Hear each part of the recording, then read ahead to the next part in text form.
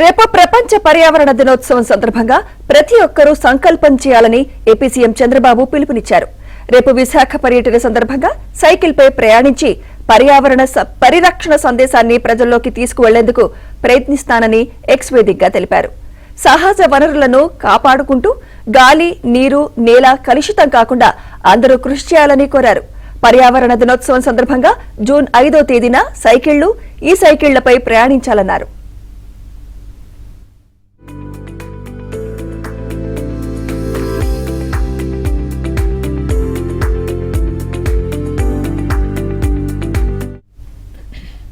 రేపు ప్రపంచ పర్యావరణ దినోత్సవం సందర్భంగా ప్రతి ఒక్కరూ సంకల్పం చేయాలని ఏపీ సీఎం చంద్రబాబు పిలుపునిచ్చారు.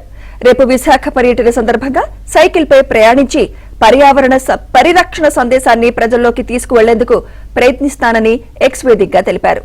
సహజ వనరులను కాపాడుకుంటూ గాలి, నీరు, నేల కలుషితం కాకుండా అందరూ కృషి చేయాలని కోరారు. పర్యావరణ దినోత్సవం సందర్భంగా జూన్ 5వ తేదీన సైకిళ్లు, ఈ సైకిళ్లపై ప్రయాణించాలన్నారు.